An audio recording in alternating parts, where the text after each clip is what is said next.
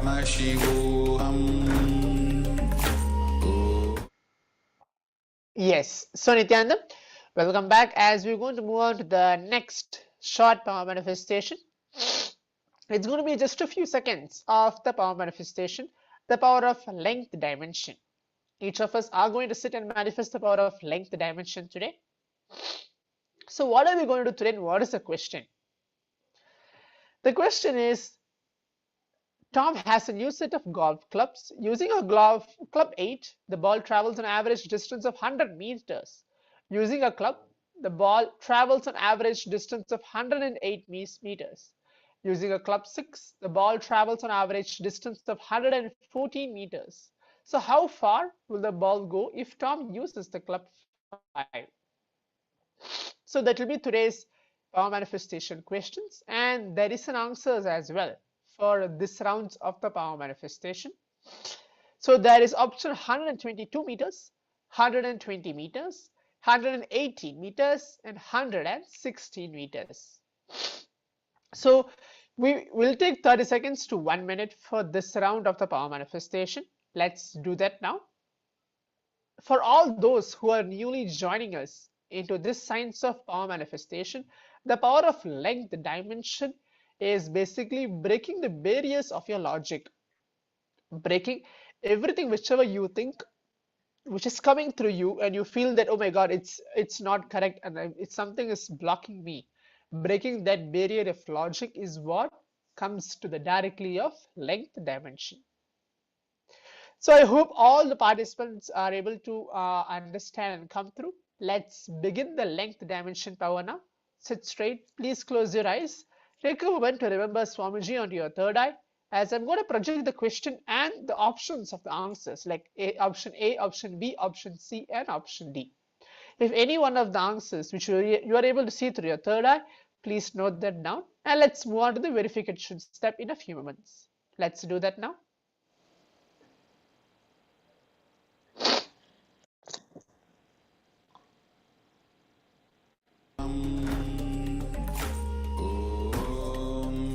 Nityananda Paramashivoham.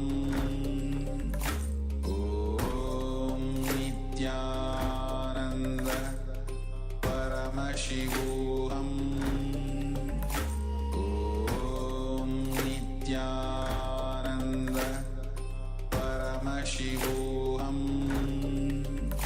Om Nityananda Paramashivoham.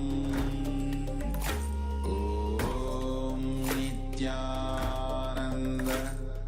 Paramashivoham. Om Nityananda Paramashivoham. Om Nityananda Paramashivoham. Om